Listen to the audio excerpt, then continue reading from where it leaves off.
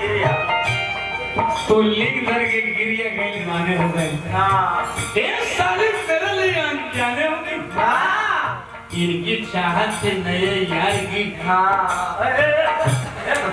सुदर्शन यादव पुराने हो गए। कोई को भटकाई मार काय पीबो क्या है पिया हमको